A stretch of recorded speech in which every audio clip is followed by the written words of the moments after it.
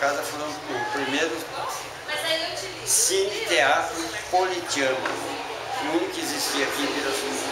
Foi demolido e construído essa casa, ficou pronta em 1934.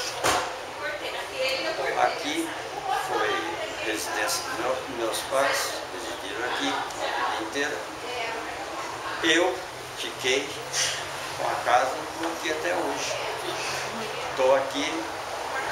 Agora, sobre a casa, aqui foi casa de político. Meu pai foi prefeito aqui.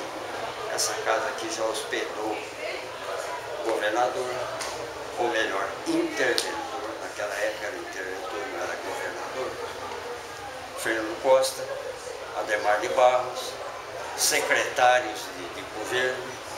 Enfim, era casa de receber políticos. Aqui já teve banquete, recepções e tudo mais.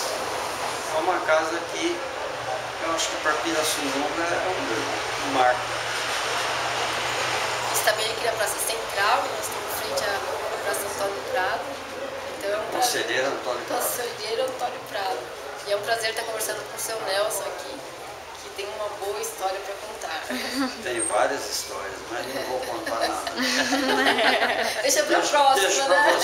para vocês é que contem a história. Este foi mais um projeto do Pirassununga Casa de Memória. Se sua casa tem uma história para contar, entre em contato. Obrigada.